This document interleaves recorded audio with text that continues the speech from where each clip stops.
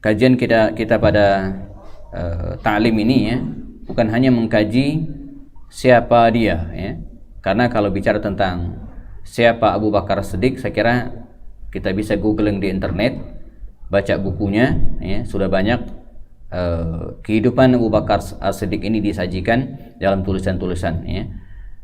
Padahal hal yang paling penting dari belajar sejarah, termasuk diantara adalah sejarah para tokoh, bagaimana kita bisa menggali ya, keteladanan dan inspirasi dari kehidupan mereka itu ya. Karena itu nakumullah, kita tidak hanya cukup mengkaji siapa dia, tapi berusaha untuk mencari keteladanan, mencari hikmah, mutiara-mutiara uswah ya, di antara jenak-jenak kehidupan para sahabat tersebut. Kita sudah bahas ya, siapa Abu Bakar Siddiq ya, pada sesi pertemuan sebelumnya. Kemudian kisah keislamannya juga ya, di mana beliau adalah orang yang pertama kali masuk Islam, dan itu juga yang menyebabkan para ulama ya, mentahbiskan beliau sebagai afdhalus sahaba ba'da rasul ya, sahabat Nabi yang paling utama setelah Rasulullah. Kita juga sudah bahas karakter fisik dan sedikit kepribadiannya ya.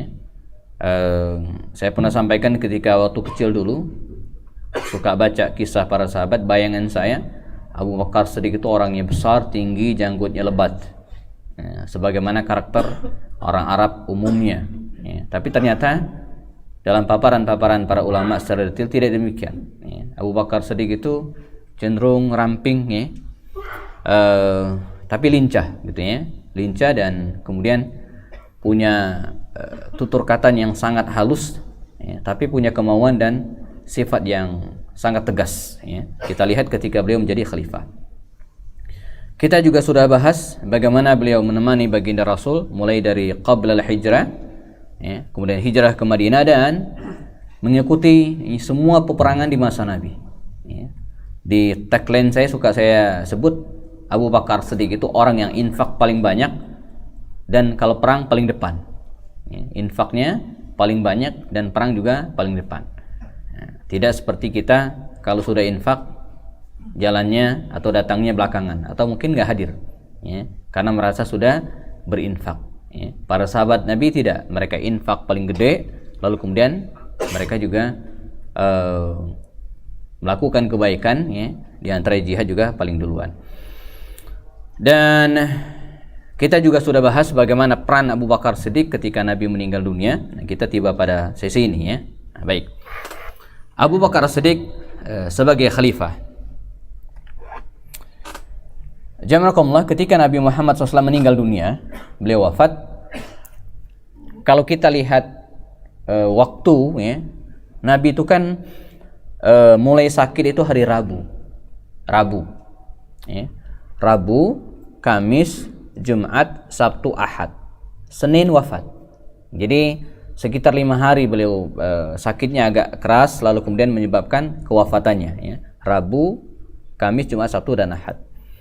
Nah ketika beliau meninggal dunia pada hari Senin pagi di waktu duha, demikian riwayat mengatakan, beliau tidak langsung dimakamkan ya, tapi menunggu keesokan harinya pun sore. Aisyah ya, menuturkan di mana kamarnya yang kemudian dijadikan sebagai tempat pemakaman baginda Rasul, menuturkan ketika mi'wal ya, ketika penggali ya, semacam linggis ya, dibenturkan untuk menggali makam Rasul, itu kata Aisyah hari sudah gelap ya, artinya sudah mulai malam ya, mungkin jelang maghrib atau mungkin ba'da maghrib begitu kira-kira. Kita bayangkan jemaah, padahal wafatnya di pagi hari Senin ya, mestinya sore hari Senin itu ya, sudah bisa dimakamkan. Tapi kenapa tidak ya? Mengapa sampai diundur sampai Selasa pun sore? Kalau kita analisa, paling tidak ada beberapa penyebabnya gitu ya. Yang pertama, dan ini sangat penting, karena sebagian para sahabat Nabi waktu itu, bahkan mayoritas ya, itu tidak yakin kalau Nabi itu meninggal dunia. Gimana mau memakamkan kalau yakin aja enggak ya. Nah, kita kan siap memakamkan keluarga kita, saudara kita, siapapun yang wafat ya. Kapan? Kalau kita yakin dia udah meninggal, ini belum ya. Bahkan Umar itu pernah mengatakan, dia teriak, siapa yang mengatakan Muhammad SAW meninggal dunia, sa'adribu unuqahu, saya akan penggal lehernya, katanya. Ya, Nabi Muhammad tidak meninggal, katanya. Dia cuma pergi sebentar. Sebagaimana Musa alaihissalam pergi 40 hari 40 malam ketemu dengan Allah di Bukit Tursina, balik lagi bawa kitab Taurat. Nah, Nabi Muhammad, kata Umar, juga demikian, dia pergi sebentar. Ya, dia pergi sebentar, nanti akan balik lagi. Demikian, ini menunjukkan jemaah betapa rasa cinta para sahabat, ya, dan di dalamnya ada Umar bin Khattab terhadap baginda Rasul itu luar biasa. Ya. Kita juga pernah mengalami hal yang sama mungkin, ya. Nauzubillah, atau kita dapat ujian, ya, ada orang yang sangat kita sayangi, rekan kita wafat misalnya, ya, di antara bentuk rasa kasih sayang kita itu apa? Kita tidak percaya kalau dia meninggal dunia, tidak yakin, ya. Kemarin di BPKP, ya, saya ngisi, itu ada marbotnya jemaah, ya. Pak saya lupa namanya, jam 9 pagi itu masih mijitin jemaah dia. Begitu tiba waktu sholat zuhur, dia azan. Begitu azan, sholat sunnah 2 rakaat qabla zuhur. Sholat duduk, ya, agak tertunduk kepalanya. Begitu alarm tanda iqamat bunyi, ya, maka ditepuklah pundaknya, suruh qomat, dan tidak bangun lagi, meninggal dunia. Ya, luar biasa. Itu marbot Masjid Ar-Raqib BPKP di Pramuka, Jakarta. Ini luar biasa. Jadi semua orang kaget karena jam 9 masih mijitin jamaah, masih kuat fisiknya, nggak ada tanda, nggak ada apa-apa, ya. Tapi begitu usai azan, dia yang mengumandangkan azan, gitu, ya, nunggu waktu sholat, nunggu jamaah datang, sholat sunnah 2 rakaat, dan setelah itu dia tidak bangun lagi, ya. Jadi para sahabat Nabi juga demikian, tidak yakin bahwa Nabi itu meninggal dunia, ya. Dan itu dialami oleh mayoritas para sahabat Nabi, baik di Mekah ataupun di Madinah. Ya, di Madinah terutama yang langsung bersentuhan dengan Rasulullah. Di Mekah juga demikian. Nah, di sinilah kemudian muncul Sayyidina Abu Bakar Siddiq menenangkan massa, menenangkan masyarakat. Ya, dalam orasinya di hadapan jamaah yang mengerumuni, ya, rumah Rasulullah SAW waktu itu, dia mengatakan, "Man kana ya'budu Muhammada fa inna Muhammada qad mat." Siapa yang menyembah Muhammad, katanya, maka Muhammad sudah meninggal dunia. Ya. Wa man kana ya'budullaha fa innallaha hayyun la yamut. Siapa yang menyembah Allah, maka, ya, Allah tidak pernah mati, dan, ya, Allah tetap hidup dan tidak akan pernah mati. Wa ma Muhammadun illa rasulun qad khalat min qablihi rusul afa in mata aw qutila qalabtum ala aqabikum. Kata Abu Bakar Siddiq membacakan surat Ali Imran. Ya. Muhammad SAW tidaklah, ya, melainkan seorang rasul. Wa ma Muhammadun illa rasulun, tidaklah Muhammad itu kecuali seorang rasul. Ya. Wa ma Muhammadun illa rasulun qad khalat min qablihi rusul. Ya. Sebelum-belumnya udah banyak para rasul, dan mereka semua meninggal dunia, ya, kecuali Isa alaihissalam. Afa in mata, nah, kalaulah Nabi ini meninggal dunia, afa in mata in qalabtum ala aqabikum, apakah kalian akan kembali kepada kondisi kalian sebelumnya? Umar demi mendengar ayat ini, ya, gemetar tubuhnya, ya, dan kemudian seolah dia mengatakan, sepertinya saya belum pernah mendengar ayat ini, katanya. Nah, jadi ini yang pertama jamaah membuat para sahabat Nabi terlambat memakamkan jenazah Rasul karena mereka belum yakin Nabi itu meninggal dunia. Yang kedua adalah tentang kepemimpinan, ya. Pasca wafatnya Rasul SAW, pada sore hari itu, ya, sempat terjadi semacam konflik sedikit, ya, di mana ketika sebagian sahabat Nabi sedang mengurus jenazah Rasul, meyakinkan sebagian sahabat yang belum yakin Nabi meninggal dunia, mereka mendengarkan selentingan di Saqifah Bani Sa'idah. Saqifah Bani Sa'idah itu jamaah, kalau jamaah sekalian umroh atau haji, ya, dan insyaallah saya lusa, ya, Rabu nanti berangkat, ya, tanggal 8 insyaallah berangkat umroh sampai tanggal 8 tambah 9 sampai tanggal 16 insyaallah, ya. Nah, di samping Masjid Nabawi itu jamaah, arah pintu toilet 8, di belakang Asmaul Husna, Museum Asmaul Husna, nyebrang jalan sedikit itu ada taman. Sampai hari ini masih ada tamannya, ya, masih ada tamannya. Nah, taman ini ya ditulis di depannya ini ada tulisannya Saqifah Bani Sa'idah ya. Sukaifat Bani Sa'idah. Ini bahasa Inggrisnya, Saqifah Bani Sa'idah. Ini taman. Ini di depannya ya. Kita boleh masuk. Taman ini terbuka untuk siapapun dan kalau lagi beruntung ada air mancurnya yang ya, muncrat gitu ya, menghidupkan suasana taman. Ini taman nongkrong di sini enak sore hari ya. Apalagi sekarang ibu-ibu sangat senang kalau dibawa ke tempat ini.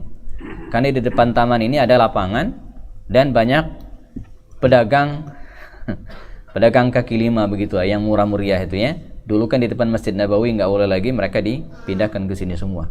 Biasanya kalau saya bawa jamaah, saya bawa kemari. Setelah itu ustadznya pulang duluan, jamaahnya belakangan. Ya, karena mereka ngeborong gitu ya. Nah, disinilah Al-Ansar, sahabat Ansar itu ngumpul jamaah di taman ini. Ya, di Saqifah Bani Sa'idah ini ya, mereka kumpul di teras rumah Sa'id bin Ubadah, seorang sahabat Nabi. Mereka ngumpul dan kemudian membicarakan ya, siapakah yang akan menjadi pengganti Rasulullah ketika beliau wafat. Ya. Dan mereka waktu itu hampir sepakat, bahkan sudah sepakat untuk membaiat Sa'id bin Ubadah, ya. Seorang sahabat Ansar senior pada waktu itu yang usianya juga sudah lanjut ya. Dan mereka hampir menyalami Sa'id bin Ubadah ini dan sepakat untuk menjadikannya, mengangkatnya sebagai khalifah, pemimpin ba'da Rasul, setelah Rasul wafat. Nah, desas-desus tentang berkumpulnya kalangan Ansar di Saqifah Bani Sa'idah ini sampailah ke telinga kalangan Muhajirin, Abu Bakar Siddiq, Umar dan seterusnya. Ini Muhajirin. Awalnya ya, mereka akan berbondong-bondong datang ke Saqifah Bani Sa'idah ini, ke kelompok di mana kalangan Ansar sedang berkumpul.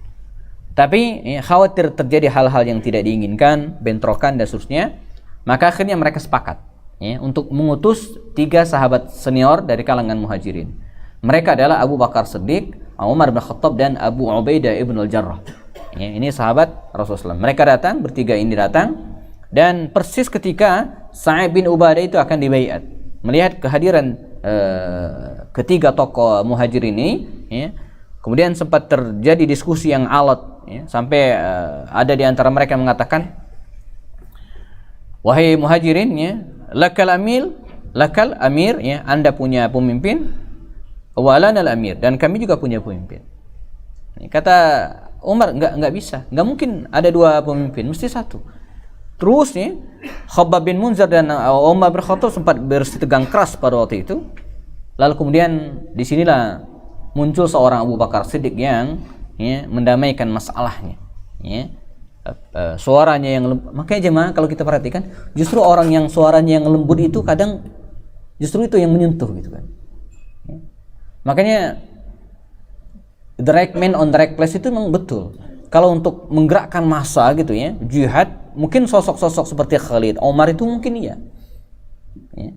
Tapi kalau untuk mendamaikan dan dengan suaranya yang lirih, yang lembut, mungkin betul lah sosok Abu Bakar Siddiq ini pas ya. Maka di tengah suasana yang sangat mencekam, di mana hampir bentrok antara Ansar dan Muhajirin ini, bersitegang antara Umar bin Khattab dan Khabbab bin Munzir ini, Abu Bakar Siddiq berdiri dan kemudian menenangkan massa ya. Ya ma'sar al-ansar, katanya, wahai kalangan Ansar ya, Andalah yang paling duluan atau Andalah yang dulu ya, menolong kami, sehingga Allah menyebut kalian dengan Ansar. Ansar itu, kata Ansar itu dari Allah.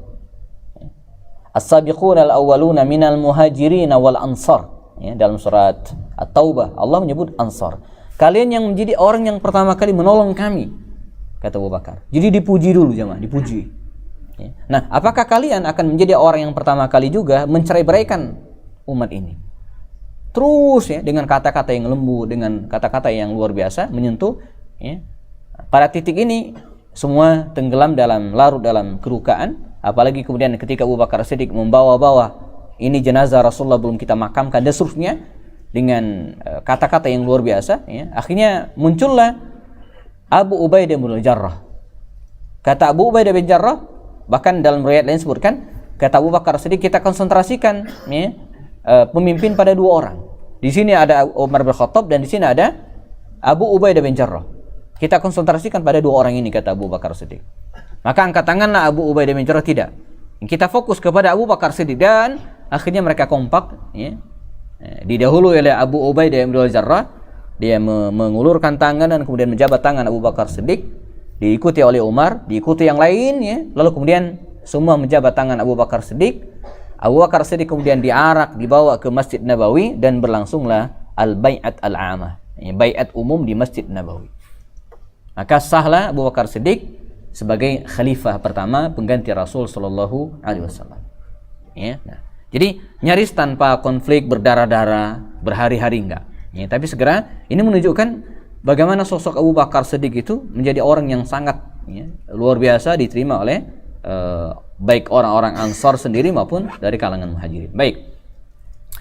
Ketika dia mendapatkan amanah, ya, menggantikan baginda Rasul sebagai khalifah, pemimpin pada waktu itu, ada beberapa program utama Abu Bakar Siddiq yang dinilai kontroversi, ya, menurut sebagian sahabat. Pertama adalah mengirimkan pasukan Usama bin Zaid bin Harithah, ya, ke Balqa, menuju ke Romawi. Beberapa hari sebelum meninggal jamaah, Rasul itu pernah membentuk pasukan dan kemudian mengangkat Usama bin Zaid. Usama bin Zaid ini anak muda, usianya 17 atau 18 tahun. Ya. Anaknya Zaid bin Harithah. Zaid bin Harithah ini anak angkat Rasulullah, ya, yang dulu adalah budak beliau, hamba sahaya beliau, yang menikah dengan Ummu Aiman, ya. Ummu Aiman hadinatul Rasul, ya, yang mengasuh Rasulullah sejak kecil. Dari pernikahan Ummu Aiman dan Zaid bin Harithah ini lahirlah seorang pemuda namanya Usama bin Zaid. Usama bin Zaid. Nah, sosok anak muda inilah yang diangkat oleh Rasul untuk memimpin pasukan perang, ya, menuju ke Romawi. Ya, tempatnya di sebuah tempat namanya Balqa namanya, arah ke utara, arah ke Syam. Ya. Belum lama pasukan Usama ini berangkat, janganlah Nabi meninggal dunia. Nabi wafat. Maka dipanggil lagi pasukan ini kembali lagi ke Madinah Al-Munawwarah. Nah, ketika Abu Bakar Siddiq meninggal dunia, program pertamanya adalah memberangkatkan kembali pasukan Usama bin Zaid ini. Ini kontroversi. Ya. Logika sederhananya, Nabi masih belum lama meninggal dunia. Ya. Tanah makamnya masih basah, belum kering. Ya. Dan banyak urusan lain yang harus diselesaikan. Nanti kita bicara tentang ada orang yang murtad, ada bagaimana mengkondisikan sebagian mungkin, ya, masyarakat yang belum bisa menerima kepemimpinan Abu Bakar. Banyak sekali PR-nya. Ya. Logikanya, ya, secara pertimbangan dari berbagai sisi, ya, ini salah Abu Bakar ini memberangkatkan, apa pentingnya, ya. Toh Romawi juga belum akan menyerang mereka dalam waktu dekat, ya. Tapi di sini kemudian kita melihat ketegasan Abu Bakar Siddiq jamaah. Dia tetap bersekekeh memberangkatkan pasukan Usama bin Zaid. Satu. Yang kedua yang kontroversi juga adalah siapa pemimpinnya. Ya. Abu Bakar Siddiq tetap mengangkat Usama bin Zaid, dan ini yang tidak disetujui oleh banyak kalangan karena di Madinah waktu itu banyak sekali sahabat senior. Ya. Ada Umar bin Khattab sendiri, ada Ali bin Abi Thalib yang usianya jauh lebih daripada Usama, ya. Ada Abu Ubaidah bin Jarrah tadi itu, ada Khalid bin Walid, ya. Ada banyak tokoh-tokoh yang lain, ya, baik dari sisi pengalaman perang, ya, sebagai panglima, atau lebih dulu mereka masuk Islam, ya, seperti Abu Ubaidah bin Jarrah, atau dari sisi usia, ya. Bahkan di antara orang yang sangat keras menentang itu Umar bin Khattab. Ya. Tidak setuju Usama bin Zaid sebagai panglima perang. Tapi kata Abu Bakar apa? Tidak. Saya akan tetap mengangkat Usama. Bagaimana mungkin saya, kata Abu Bakar Siddiq, ya, mencopot panglima yang diangkat Rasul? Kan yang angkat Usama ini kan Rasulullah. Masa saya yang copotnya gitu? Ya, sebuah alasan yang tidak mungkin terbantahkan. Kita bicara tentang ketaatan, kita bicara tentang kekuatan ideologi seorang Abu Bakar Siddiq terhadap Rasulnya. Jadi dia mengabaikan semua pertimbangan lain itu, Pak. Mengabaikan pertimbangan junioritas, mengabaikan semua pertimbangan pendapat mayoritas. Ya. Jadi kalau dia voting, ya, setujukah Anda, ya, pasukan ini berangkat atau tidak? Maka kalau dia voting, Pak, itu pasti kalah Abu Bakar Siddiq. Sebagian besar menyatakan tidak akan setuju. Orang kondisi Nabi baru meninggal dan permasalahan sangat banyak. Pertanyaan kedua, kalau di voting lagi, ya, setujukah Anda kalau Usama yang dianggap menjadi panglima? Pasti akan tidak setuju. Ya, jadi Abu Bakar Siddiq dengan kekuatan ideologinya, keimanannya kepada Allah dan Rasulnya, kemudian mengatakan, bagaimana mungkin saya akan mencopot panglima perang yang diangkat oleh Rasul. Itu. Ya, ini luar biasa. Maka berangkatlah pasukan ini ya dengan kekuatan penuh, keyakinan luar biasa, dan mereka pun bisa menuntaskan misi tersebut dan mengalahkan pasukan Romawi yang akan mencegat mereka. Satu. Yang kedua, ini yang kontroversi juga. Ketika Abu Bakar Siddiq diangkat menjadi khalifah dan Nabi meninggal dunia, maka orang-orang yang ya, belum lama masuk Islam, para mu'allaf begitu kira-kira, yang imannya itu masih goyang, ya, yang sebagian besar mungkin masuk Islam karena terpaksa, ya. Misalnya Musailam al-Kadzab itu jamaah, pemimpin Bani Hanifah dari Yaman itu, ya, ketika wilayahnya ditaklukkan oleh Rasul, dia datang menghadap baginda Rasul, ya, dan diajak masuk Islam oleh Nabi SAW. Kata dia, saya mau masuk Islam bisyart, tapi dengan syarat. Syaratnya apa?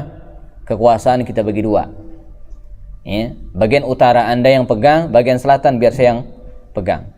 Kata Nabi, enggak, bukan begitu cara masuk Islam, enggak bisa, ya. Yang kedua, baik, katanya, dia ngalah. Kalau begitu katanya, baik, saya akan masuk Islam, tapi dengan syarat, kalau Anda nanti meninggal dunia, saya jadi penggantinya, katanya kan. Enggak bisa, kata Rasul, ya, bukan begitu caranya. Maka dia masuk Islam dengan terpaksa, Musailam al-Kadzab. Nah, waktu itu jamaah, kalau kita petakan paling tidak ada 3 jenis murtadin, ya, orang yang murtad ini, ya. Yang pertama, ada orang yang murtad, ya, tidak mau sholat, tidak mau bayar zakat, ya. Inilah grupnya Musailam al-Kadzab yang saya sebutkan tadi. Musailam al-Kadzab, dia nggak mau sholat, nggak mau bayar zakat. Yang kedua, ada tipe orang yang mau sholat kalau disuruh, tapi bayar zakat nggak mau, ya. Kalau dipaksa sholat, disuruh sholat, dia mau sholat, ya. Ketika contohnya siapa? Malik bin Nuwairah.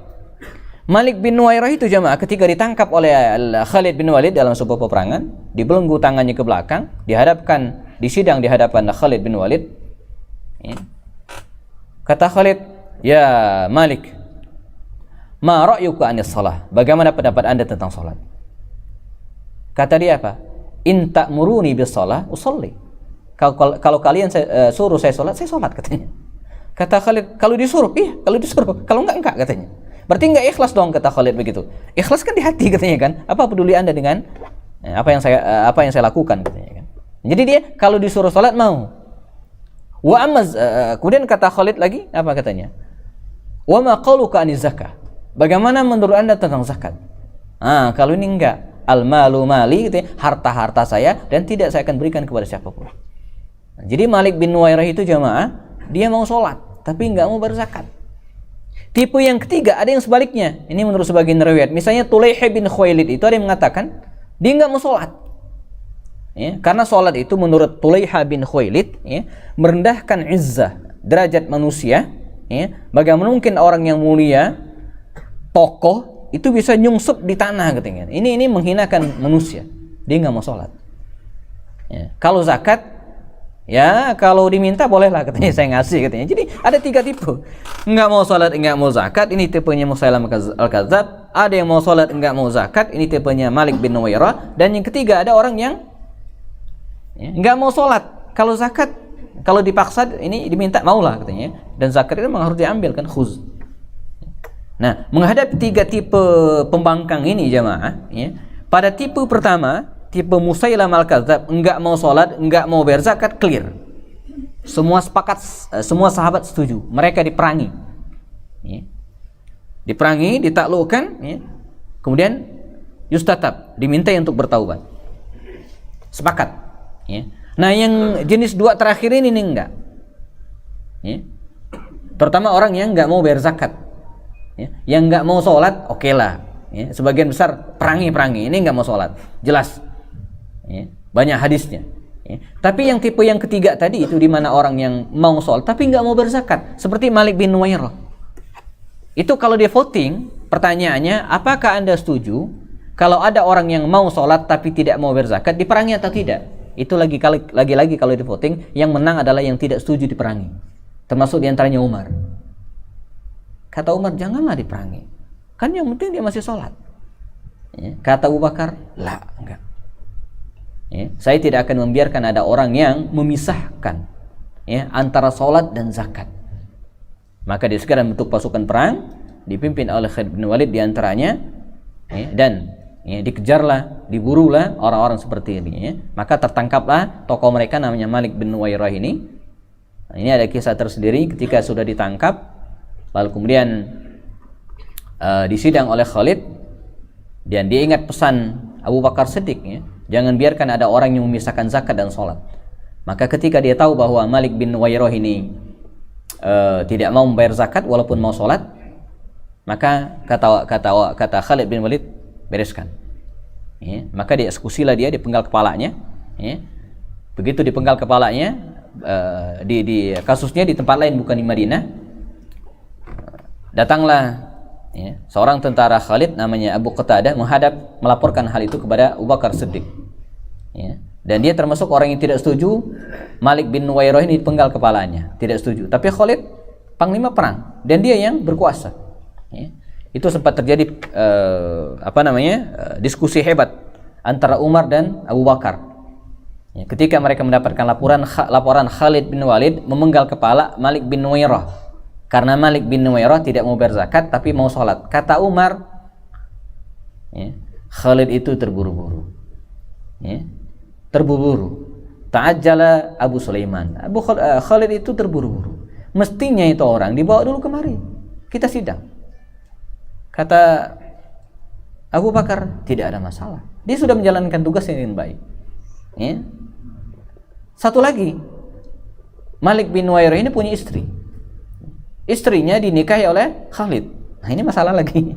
Ini masalah lagi. Wah, itu keterlaluan Khalid itu, kata Umar. Masa suaminya dibunuh, istri dinikahi gitu kan? Kata Abu Bakar Siddiq mengkonfirmasi kepada Abu Qatadah yang melaporkan, betul, Khalid menikahi istrinya Malik bin Nuwairah. Betul katanya. Nah, ini Abu Bakar kaget juga. Apakah dia menikahinya setelah selesai masa iddahnya? Selesai, clear, nggak ada masalah. Apa yang salah, kata Abu Bakar Siddiq? Jadi tidak ada masalah. Nah, sehingga clear, walaupun Umar tidak setuju, tapi kemudian karena Abu Bakar sepakat, maka masalah selesai. Terakhir, demikian juga dengan Tulaiha bin Khuwailid diperangi, jamaah, dan kemudian ditangkap, disidang. Lalu kemudian dia menyerahkan diri dan bertaubat ulang, bersyahadat lagi, bertaubat, dan belakangan Tulaiha bin Khuwailid ini hasunat taubatuhu, taubatnya benar. Lalu kemudian dia menjadi salah satu prajurit perang melawan Persia, melawan Persia di masa Umar bin Khattab belakangan. Terkenal sekali namanya Tulaiha bin Khuwailid. Ketika Sa'ad bin Abi Waqqas melawan pasukan Persia di Qadisiyah itu, dia sempat kewalahan dan meminta bantuan kepada Umar. Nah, Umar mengirim Tulaiha bin Khuwailid ini sebagai pimpinan pasukan perang tambahan menuju ke Qadisiyah dengan pesan rahasia kepada Sa'ad bin Abi Waqqas. Ya Sa'ad, kata Umar bin Khattab, ini saya kirimkan seorang panglima perang, seorang pimpinan perang yang saya tahu kualitasnya, Tulaiha bin Khuwailid. Dia luar biasa dan dia dikagumi oleh banyak orang, banyak anak buahnya, fanatik sekali anak buahnya, dan dia seorang panglima perang yang tangguh. Jadikanlah dia sebagian dari timmu, tapi ingat, jangan kasih dia wewenang terlalu besar, sebab kalau enggak bisa berontak lagi gitu kan. Di sini kita memetakan bagaimana Umar itu tahu. Nanti kita akan ceritakan pada sesi Umar insyaallah. Nah, jadi terakhir adapun Musailamah, Musailamah al-Kadzdzab ini jamaah, ini murtadin pembangkang yang paling berbahaya, karena selain dia ketua kabilah Bani Hanifah yang sangat fanatik, salah seorang dari anak buahnya ini pernah mengatakan, kami tahu Muhammad itu al-amin, jujur, dan kami tahu Musailamah itu al-Kadzdzab, pendusta. Tapi karena Musailamah ini dari Bani Hanifah, kami juga dari Bani Hanifah, maka kami akan berpihak kepadanya. Jadi fanatik sekali. Jadi orang-orang seperti ini yang kemudian mendampingi Musailamah al-Kadzdzab ini. Maka lagi-lagi Abu Bakar Siddiq membentuk pasukan dan lagi dipimpin oleh Khalid bin Walid. Hampir semua peperangan besar di masa Abu Bakar Siddiq itu panglimanya Khalid bin Walid. Ini satu. Berangkatlah ya mereka dan dikejar Musailamah al-Kadzdzab dalam peperangan tersebut, dan akhirnya Musailamah al-Kadzdzab ini terdesak dalam sebuah tempat ya. Sejarah mencatat tempat itu namanya Hadiqatul Maut. Hadiqah al-Maut, benteng kematian. Taman kematian, begitu kira-kira, benteng kematian. Dia masuk ke dalam benteng ini, lalu kemudian dikejar ya, dan Musailamah memerintahkan kepada pasukannya untuk menutup pintu. Jadi benteng itu ya tertutup, sehingga pasukan Khalid bin Walid yang mengepung itu tidak mungkin bisa masuk. Mereka mengepung berhari-hari, bahkan ada mengatakan hampir sebulan mereka mengepung dan tidak bisa ya, berbuat apa-apa, karena Musailamah al-Kadzdzab telah menyiapkan diri di dalam benteng itu, yang mungkin benteng kota kali ya. Mereka sudah menyiapkan ya, makanan dan semua kebutuhan mereka untuk jangka waktu yang sangat lama. Nah, dalam kebingungan ya, sementara perbekalan pasukan Khalid ini terus menipis ya, muncullah seorang anak muda namanya Al-Barra bin Malik. Ini saudara dari Anas bin Malik, sahabat Rasul SAW. Al-Barra bin Malik ini, kata Abdurrahman Ra'fat Basha dalam bukunya Suwar min Sahabah, beliau menjelaskan, mendefinisikan Al-Barra bin Malik ini seorang anak muda, tubuhnya krempeng, rambutnya kribo, kakinya letter O. Ya. Dia menggambarkan sosok ini. Tapi dia punya ide dan keberanian yang sangat luar biasa. Dia menghadap kepada Khalid, "Ya Amir," katanya, "wahai panglima, saya punya usul. Anda angkat saya," ya. Jadi kalau kita buat ini benteng, ya. Nih benteng ya. Nah, dikelilingi. Anda angkat saya ke atas, biar saya turun ke bawah ke dalam benteng ini dan membuka benteng dari dalam. Ya, membuka benteng dari dalam. Ini sangat berisiko. Sebab begitu dia masuk bisa dibunuh. Kata Abdullah bin Umar, jangan. Ya. Begitu Anda masuk, maka Anda akan dibunuh. Kata Al-Barra bin Malik, tidak, tapi saya akan membunuh mereka, gitu kan? Bukan saya yang dibunuh, tapi saya akan membunuh mereka. Dan debat habis ya. Ini urusannya bukan kecil gitu ya. Maka di dalam diskusi-diskusi fikih kita menemukan hukum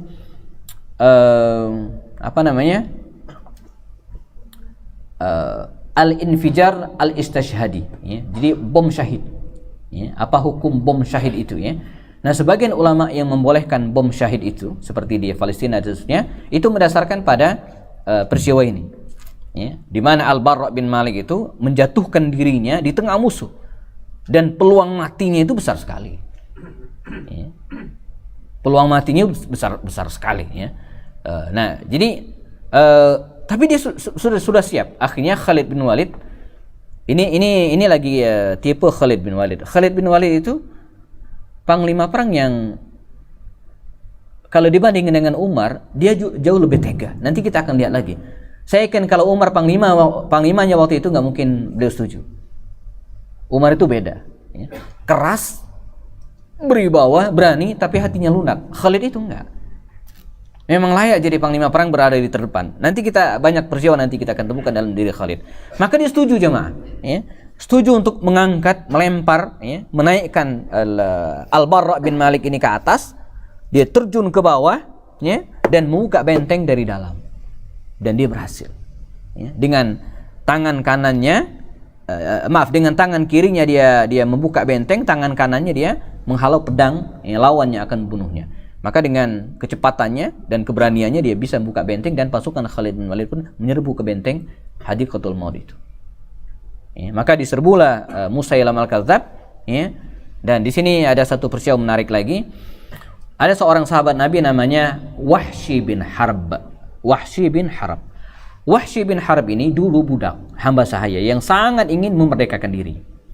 Pada perang Uhud di zaman Nabi, dia disewa oleh Hindun binti Utbah untuk membunuh paman Nabi Hamzah bin Abdul Muttalib, karena paman Nabi ini telah membunuh Utbah, ayahnya Hindun. Dengan janji kalau Wahsy bin Harb bisa membunuh paman Nabi Hamzah ini, maka dia merdeka, dan berhasil. Wahsy berhasil memerdekakan dirinya, tapi hidupnya tidak tenang. Ya. Nah, ketika Fathu Makkah, Nabi menguasai Mekah kembali. Di antara sekian banyak tawanan itu ada Wahsy ini. Masuk Islamlah dia. Ya. Tetapi walaupun sudah masuk Islam, bergaul dengan kaum muslimin, tapi hatinya tidak tenang. Karena dia merasa sangat berdosa, dulu pernah membunuh paman Rasul SAW, Hamzah bin Abdul Muttalib dalam perang Uhud. Kegalauan terus sampai kemudian Nabi meninggal dunia, dia masih galau, tidak tenang. Bahkan ada riwayat mengatakan ketika suatu saat dia mendekat ke Rasulullah, Rasul agak mencuekin beliau kira-kira. Karena di dalam diri Rasul masih ada perasaan tidak enak dengan Wahsy ini. Karena Wahsy ini yang telah membunuh paman Rasul SAW dengan cara yang sangat culas. Ditembak, dilempar dengan lembing dari jauh, bukan dengan cara pertarungan kesatria. Ya. Nah, dia merasa sangat bersalah dan dalam gejolak batinnya dia ingin menebus kesalahan ini. Dan ikutlah dia dalam perang Yamamah. Ini namanya perang Yamamah, Ma'rakat Yamamah, perang melawan Musailamah al-Kadzdzab, nabi palsu. Dia ikut dalam peristiwa tersebut, dia bertekad membalas, menebus kesalahannya. Maka dengan tombak yang sama, jemaah, dengan tombak yang dulu dia gunakan untuk membunuh Hamzah bin Abdul Muttalib dalam Ghazwat Uhud, dalam perang Uhud, dia gunakan juga untuk melempar Musailamah al-Kadzdzab dan berhasil.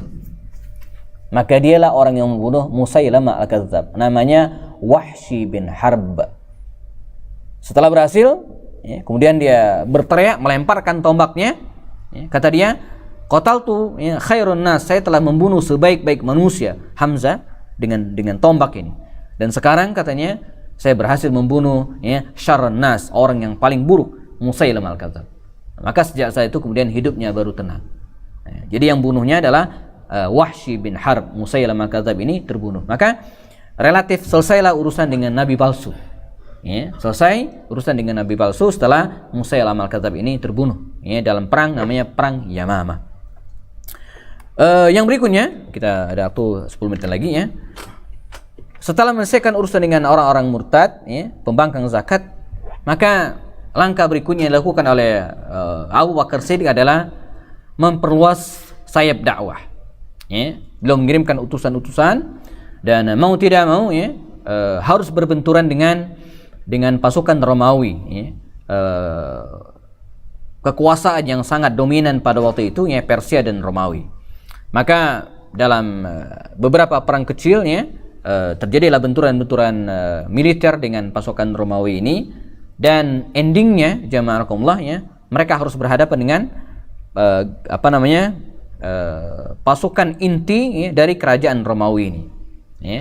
Jadi kerajaan Romawi segera mewaspadai sangat kehadiran pasukan kaum muslimin ini, maka mereka mengumpulkan semua pasukan perangnya dan dipusatkan di sebuah lembah namanya Yarmuk. Waktu itu pasukan kaum muslimin sedang terpecah. Amr bin As waktu itu di Palestina. Nanti ada lanjutannya di mana Umar membebaskan Palestina setelah cerita tentang Abu Bakar Siddiq. Syurahbil bin Hasan ada di Mu'tah di Yordania. Yazid bin Abi Sufyan ini ada di Damaskus. Belakangan Yazid ini meninggal dunia dan digantikan oleh saudaranya namanya Muawiyah bin Abi Sufyan. Nanti kita akan ceritakan. Nah, Abu Ubaidah bin Jarrah waktu itu di bagian utara Syria paling atas. Dia Antioquia namanya tempatnya, dan dia sebagai panglima tertinggi angkatan perang waktu itu.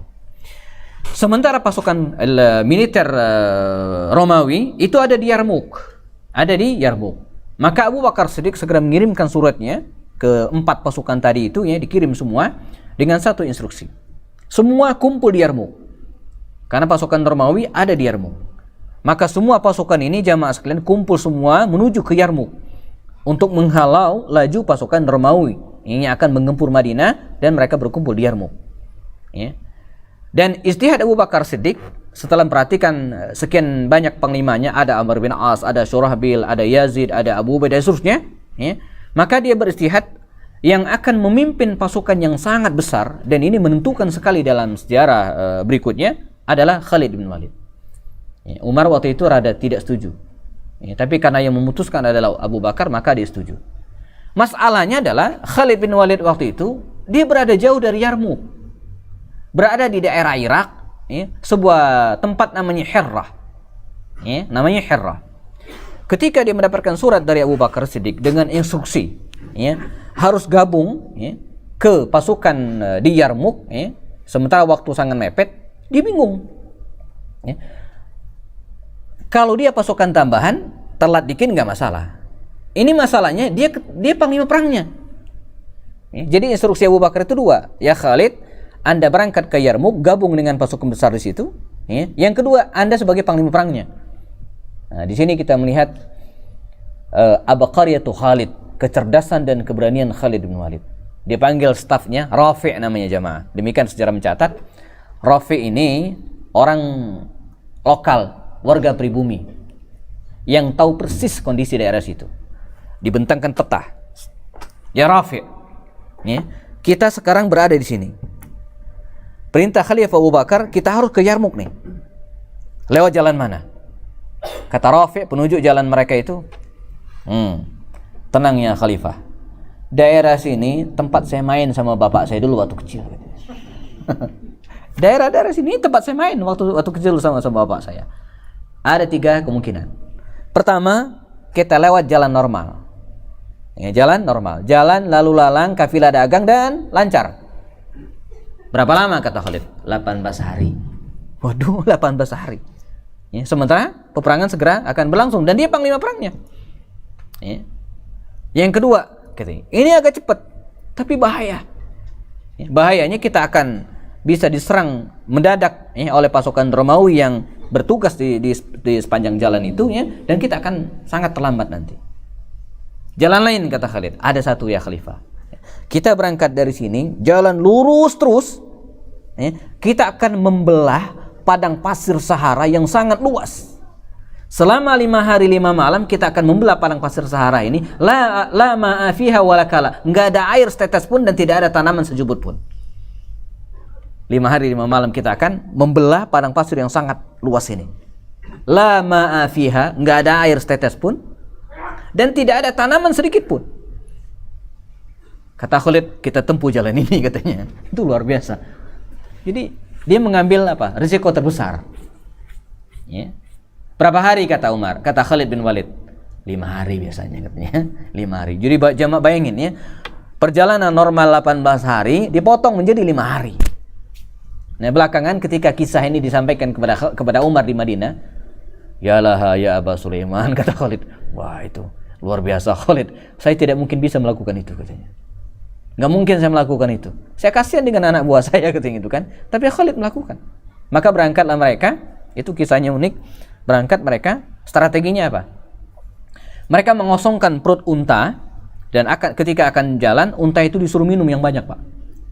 Ya. Allah memberikan isyarat, afala yanzuruna ilal ibili kaifa khuliqat. Ya, unta itu punya kekuatan yang luar biasa. Unta itu bisa 5 sampai 7 hari dia enggak makan, enggak minum sanggup. Ya. Maka Khalid memenuhi lambung-lambung unta tadi dengan air yang banyak dan menyimpan air tersebut di punuknya. Jadi punuk unta itu kan untuk menyimpan air. Dan unta itu ya, air yang tersimpan di punuknya itu kalau kita bedel, maka airnya itu safiyah. Seperti ini, bening. Dan salihun lisyaribin, mungkin langsung diminum. Itu kelebihan unta.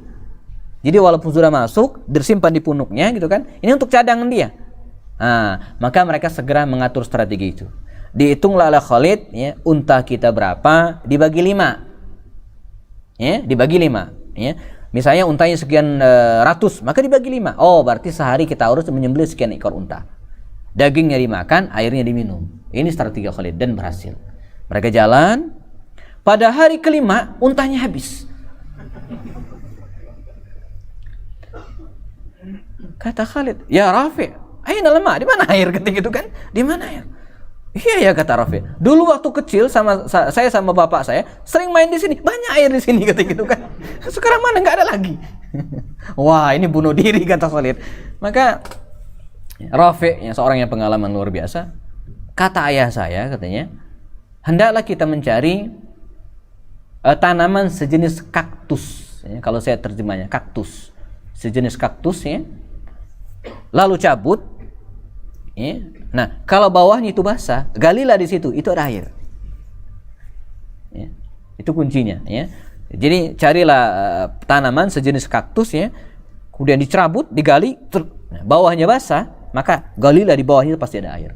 Maka disebarlah pasukan ini jamaah mencari kaktus. Dan mereka menemukan dan akhirnya mereka selamat. Ya. Tibalah mereka beberapa hari kemudian melanjutkan perjalanan dan tibalah di Yarmuk. Ketika tiba di Yarmuk, surat segera diserahkan kepada Abu Ubaidah bin Jarrah, dan sejarah mencatat bagaimana pasukan kaum muslimin itu jumlahnya ditotalkan dengan gabungan semua, termasuk tambahan dari Madinah pimpinan Ikrimah bin Abu Jahal, total seluruhnya 39.000 orang. 39.000 orang. Sementara pasukan Romawi waktu itu 240.000 orang. Jemaah dapat bandingkan berapa kali lipat. Pasukan Khalid bin Walid ini 39.000 orang, hampir 40.000. Sementara pasukan Romawi 240.000, sangat tidak imbang. Maka Khalid bin Walid segera membagi pasukannya ke beberapa ekspansi begitu, beberapa pasukannya, tengah, kiri, kanan. Pasukan tengah dipimpin oleh Abu Ubaidah bin Jarrah, sebelah kanan ada Amr bin As, dan sebelah kiri ada Yazid bin Muawiyah, dan yang lainnya ngikut. Dan dalam pasukan ini terpusat semua kekuatan kaum muslimin, baik personal maupun militer. Dalam pasukan ini jamaah berkumpullah semua sahabat-sahabat senior Rasulullah. Di situ ada Abu Sufyan bin Harb. Kita ingat Abu Sufyan. Di situ ada Suhail bin Amr, khatibu Quraisy. Ada Khalid bin Walid, ada Sofwan bin, semua. Bahkan ada kisah menarik. Dulu ketika Nabi Muhammad berada di Madinah, ada namanya perang Khandaq. Perang Khandaq. 10.000 tentara menggempur Madinah. Nah, pimpinan perang Khandaq ini dari kafir Quraisy namanya Abu Sufyan. Dia di backup oleh 4 panglima yang lainnya. Abu Sufyan, backupnya itu ada Khalid bin Walid, Ikrimah bin Abu Jahal, Suhail bin Amr, dan Sofwan bin Umayyah. Sofwan bin Umayyah. Nah, jadi adalah tambah lagi Amr bin As. Mereka ini 5 atau 6 orang inilah tokoh Quraisy yang sangat berperan dalam memerangi kaum muslim di daerah sebelumnya. Jadi ada Abu Sufyan, nah di bawahnya ada Amr bin As, Khalid bin Walid, Suhail bin Amr, Ikrimah bin Abu Jahal, dan satu lagi ada namanya Sofwan bin Umayyah. Ini tokoh-tokoh Quraisy. Abu Sufyan siapa yang nggak kenal? Khalid, Ikrimah anaknya Abu Jahal, Sofwan anaknya Umayyah bin Khalaf. Satu lagi Amr bin As. Ini tokoh semua. Mereka berkumpul di Khandaq untuk menggempur kaum muslimin di Madinah. Hari itu mereka kumpul di Yarmuk. Kata Ikrimah bin Abu Jahal mengenang peristiwa itu. Ya lah dunia, oh dunia luar biasanya. Dulu ingat enggak katanya. Jadi di bawah pohon di Yarmuk itu sebelum peperangan, ketika mereka sedang mengatur strategi, kata dia, ingat enggak dulu kita ngumpul berlima berenam ini. Kita merencanakan untuk menghancurkan agamanya Muhammad.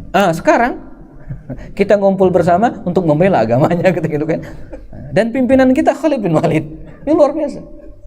Sama, ya. Bahkan dulu di perang Yarmuk ada namanya Hindun binti Utbah yang memimpin pasukan perempuan wanita untuk memberikan semangat kepada pasukan waktu itu. Nah, hari itu juga di situ. Dan tugasnya sama, jobnya sama. Apa? Memimpin pasukan perempuan untuk membela kaum muslimin. Di sini kita dapat penjelasan bahwa kata Rasul betul. Khiyarukum fil jahiliyati khiyarukum fil islami idza faqihu. Orang yang terbaik di masa jahiliyah itu ketika dia masuk Islam, maka dia akan menjadi orang yang terbaik juga. Dan hari itu orang-orang terbaik di era jahiliyah tadi, orang-orang terkemuka di era jahiliyah tadi ngumpul semua di Yarmuk, mengerahkan semua kekuatan fisik mereka, mengerahkan semua kekuatan intelijensi mereka. Abu Sufyan yang ahli strategi itu tidak bisa diabaikan perannya dalam perang ini. Ingat, Abu Sufyan itu seorang ahli strategi yang luar biasa. Berkali-kali dia bisa menyelamatkan diri dari serbuan musuh dengan kecanggihan strateginya. Nah, hari itu dia ngumpul di situ. Nah, pada detik-detik inilah jamaah, pada malam hari ketika besoknya kira-kira mau perang, ketika mereka sudah ada di atas di bawah tendanya masing-masing, pada bulan purnama Jumadil akhir pada waktu itu, demikian Red mengatakan, tiba-tiba mereka dikejutkan oleh 2 orang utusan dari Madinah, datang tergesa-gesa menghadap Abu Ubaidah ibn Jarrah. Ternyata utusan ini bawa 3 berita besar. Berita pertama, Abu Bakar Siddiq meninggal dunia. Besok perang, malamnya Abu Bakar Siddiq beritanya nyampe meninggal dunia. Yang kedua, yang jadi khalifah Umar bin Khattab. Yang ketiga, ya, dua utusan ini bawa surat. Isinya apa? Memecat Khalid bin Walid dari panglima perang dan diganti dengan Abu Ubaidah bin Jarrah. Luar biasa. Tiga berita ini kalau diumumkan di publik pasti akan mengganggu psikologis mereka.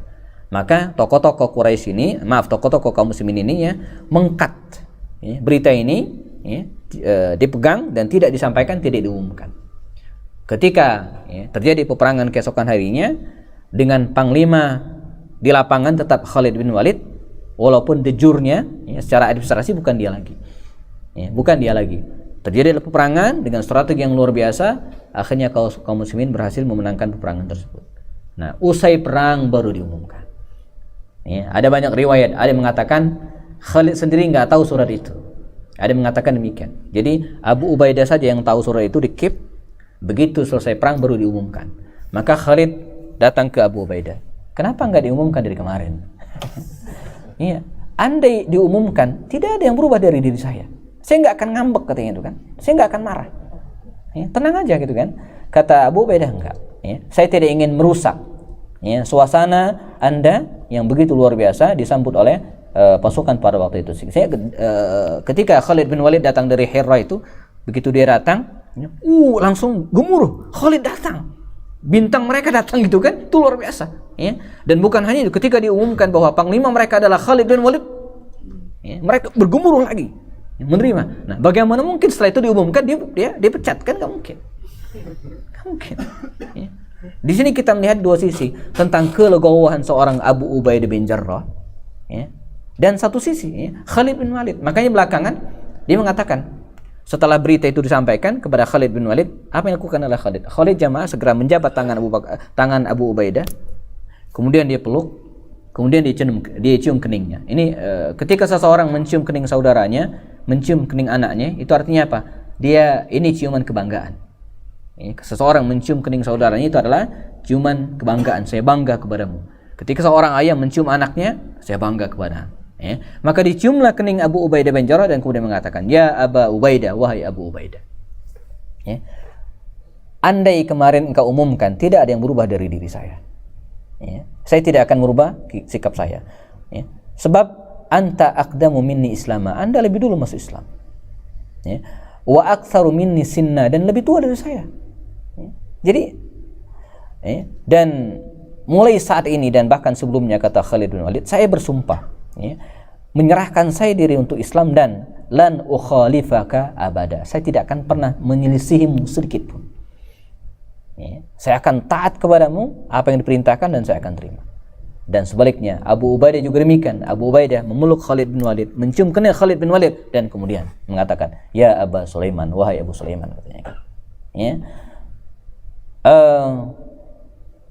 Kami katanya, atau saya ya, tidak akan membuat perencanaan, lan nukhattit ya, tidak akan membuat perencanaan, wala nudabbir, dan tidak akan juga akan melaksanakannya ya. Jadi tidak akan membuat rancangan, tidak akan juga akan melaksanakannya. Dua kalimat, lan nukhattit wala nudabbir ya, kami tidak akan membuat takhtit, perencanaan, dan tidak juga akan melaksanakannya illa bi ra'yik, kecuali atas pendapat. Sudah, klop, selesai, nggak ada masalah ya. Maka berakhirlah ya, peralihan kekuasaan tersebut dengan tanpa gejolak sama sekali untuk saat itu di situ.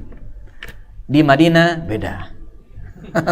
Di Madinah ya, para pendukung Khalid bin Walid berbondong-bondong mendatangi Umar bin Khattab. Ya Umar, kenapa Anda memecat Khalid? Dan ya, kata Umar bin Khattab, saya tidak memecat ya, lastu, bukan karena saya membencinya, bukan. Ya. Nah, belakangan Umar kemudian menjelaskan alasan mengapa dia memecat Khalid bin Walid itu. Di antaranya adalah ya, kemudian orang-orang kemudian awalnya menyebutkan ini kemenangan karena Khalid. Nah, saya tidak ingin itu. Saya tidak ingin Islam itu, kemenangan Islam itu ya karena Khalid, enggak, tapi karena Allah. Dan kita buktikan tanpa Khalid Islam menang. Ya. Di sini kita belajar tentang bagaimana Umar mengarahkan ya, masyarakat Muslim, umat pada waktu itu ya, agar tidak mengkultuskan individu tertentu. Ya. Dan belakangan ketika ketemu dengan Khalid bin Walid dijelaskan oleh Umar bin Khattab dan tidak ada masalah.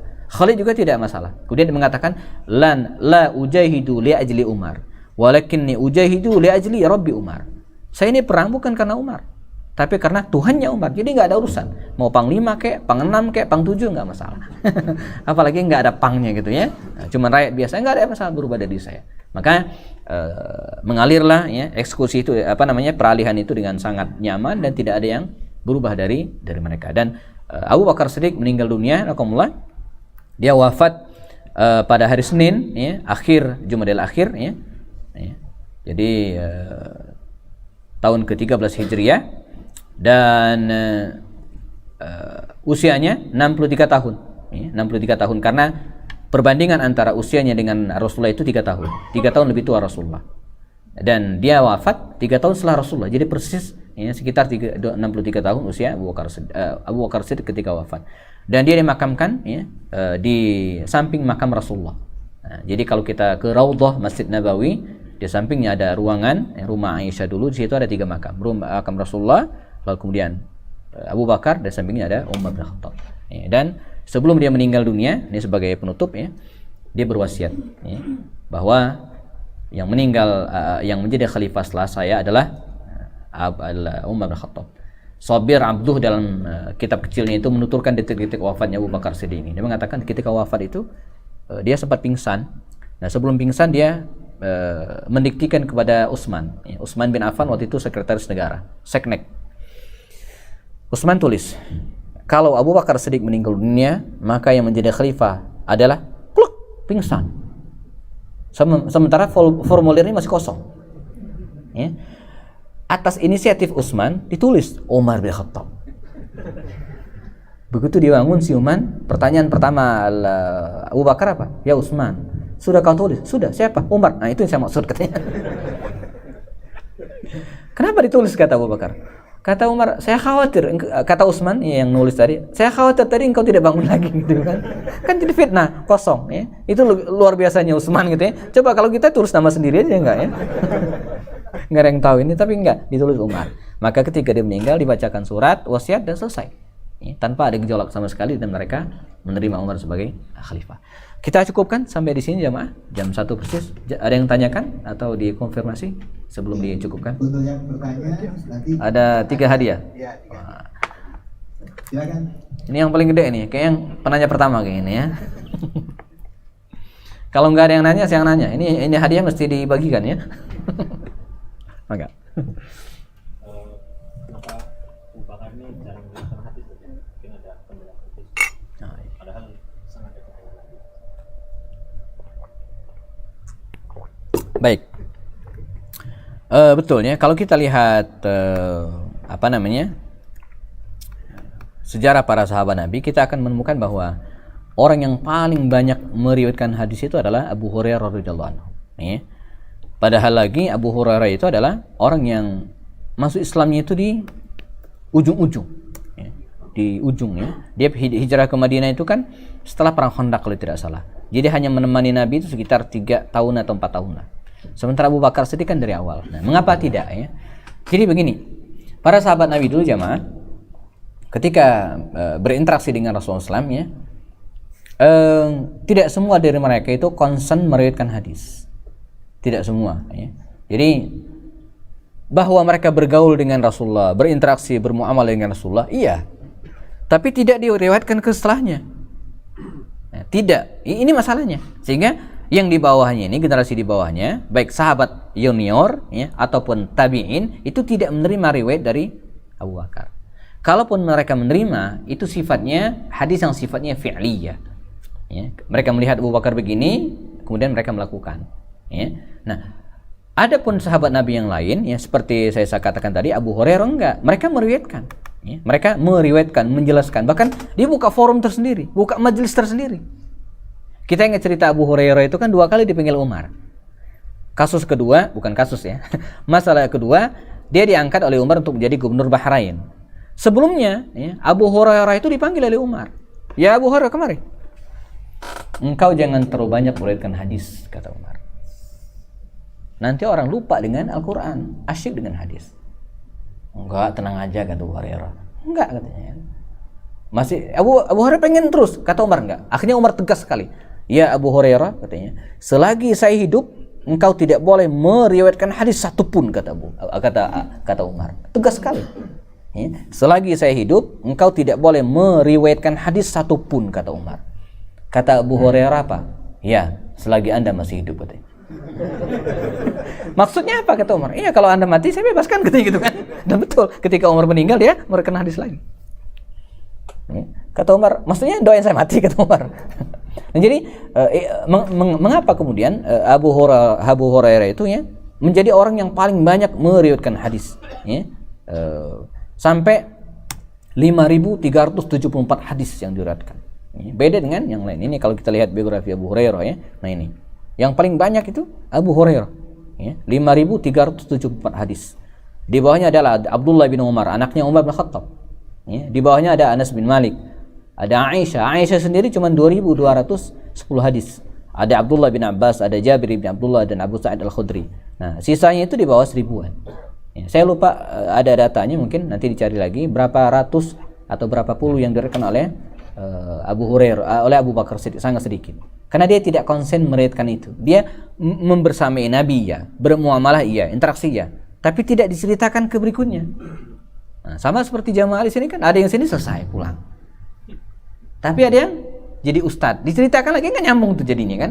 Yang enggak ya putus di sini, ya, putus di sini. Apalagi kalau dengar ceramah sambil ngantuk, udah tuh, nggak diriwayatkan ke yang lain lagi gitu kan? Tapi yang serius mencatat, ya kan? Atau abis ini dia mengcopy file saya, udah itu menyebar. Ya. Nah, makanya walaupun Abu Hurairah itu masuk Islamnya belakangan, membersamai Nabi belakangan, ya, tapi dia nanya ke yang lain. Ya, dia melihat yang lain, nanya yang lain, dan diriwayatkan ke generasi berikutnya. Ya. Nah, itulah mengapa Abu Hurairah ini terbanyak Aisyah itu buka forum tersendiri, buka majelis tersendiri setelah Rasul wafat, dan orang-orang pun bertanya kepada beliau. Ya, dan diriwayatkan pada generasi yang berikutnya. Abdullah bin Umar juga demikian. Ya, Abdullah bin Umar itu keliling kota dia. Ya, Abdullah bin Abbas juga demikian. Abdullah bin Abbas itu khusus meriwayatkan penafsiran Al-Quran. Ya, juga demikian. Jadi dia menjadi ustadz, menjadi guru. Bilal bin Rabah itu dari awal menyertai Rasul. Tapi mengapa kemudian dia tidak meriwayatkan hadis yang banyak? Karena yang nggak konsen meriwayatkan. Ya, dia ikut berperang dan seterusnya. Ya, begitu kira-kira. Wallah. Bagus. Ada lagi? Enggak. Salam tulah.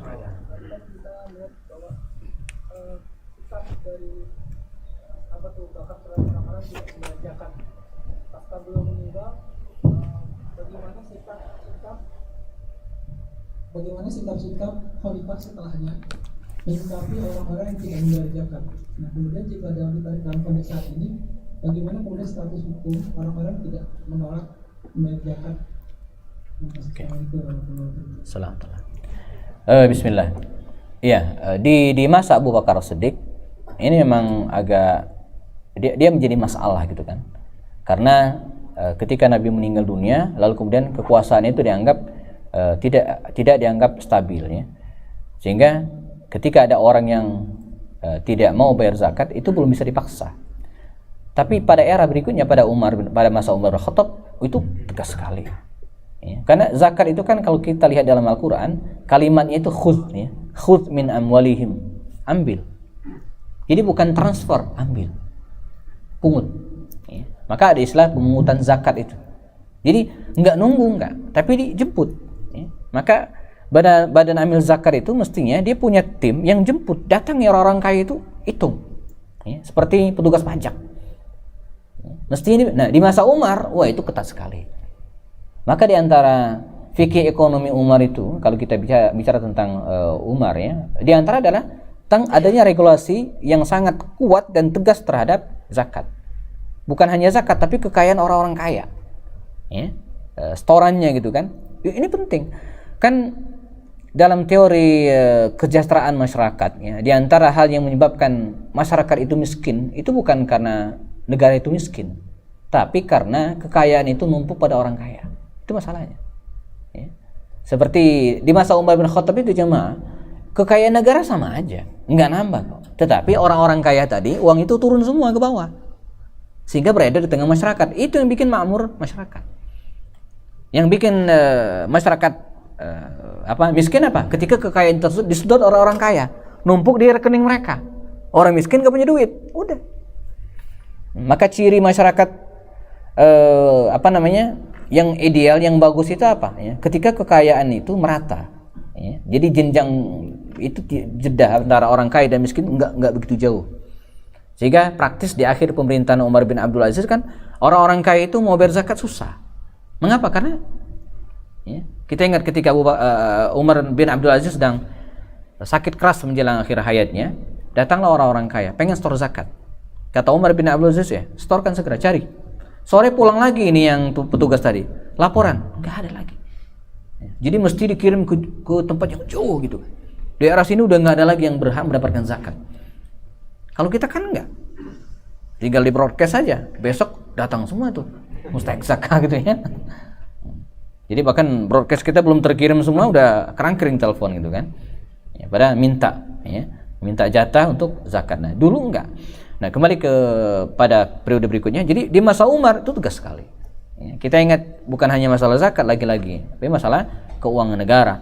Bagaimana ketika dia melihat ada seorang pejabat tiba-tiba kaya raya, tiba-tiba mendadak, itu nggak dibiarkan oleh Umar, segera dipanggil. Dari mana kekayaannya? Ya, termasuk Abu Hurairah ini kita cerita sedikit. Ketika diangkat oleh Umar sebagai gubernur Bahrain, nggak lama kemudian dia kaya, banyak duit, dipanggil oleh Umar. Dari mana anda banyak duit? Dulu kan anda ahlu sufa, marbot masjid. Ini bisa banyak duit gimana ceritanya? Disidang dia, ujungnya apa? Dipecat. Karena dia menganggap harta itu tidak normal. Nah, setelah diberhentikan, lalu kemudian diinvestigasi oleh Umar, ternyata semuanya halal harta itu. Dipanggil, kata Umar, saya minta maaf, saya kembalikan lagi anda ke Bahrain. Enggak lagi, kata Abu Hurairah, saya lebih menikmati seperti biasa saja gitu kan. Jadi akhirnya dia enggak mau lagi, padahal sudah clear. Umar sudah mengklirkan bahwa Abu Hurairah kekayaannya tidak ada masalah, semua didapat dari jalur yang halal, enggak ada masalah. Cuma enggak normal aja itu masalahnya. Tapi dia benar. Khalid juga demikian. Khalid itu kan 2 kali dipecat oleh Umar. Ketika perang Yarmouk, yang kedua gubernur Kenisrin. Setelah dipecat dari gubernur Kenisrin, Khalid datang umrah ke Mekah, mampir ke Madinah, dipanggil oleh Umar. Ya Abu Sulaiman, kemari sebentar kita ngobrol. Kata Khalid, apalagi ya Amirul Mukminin? Kan urusan kita udah beres. Belum, kata Umar. Kemari. Dipanggil Aslam, cek rekeningnya Khalid gitu kan. Kalau bahasa kita hari, cek rekening. Dia cek uangnya berapa? 80.000 dinar. 80.000 dinar. Ya Khalid, kata Umar. Ingat enggak? Di awal ketika anda menjabat gubernur Kenisrin, uang anda berapa? 60.000 dinar. Lebih 20, kemari kan? Diambil oleh Umar. Diambil 20.000 dinar itu dimasukkan ke kas negara.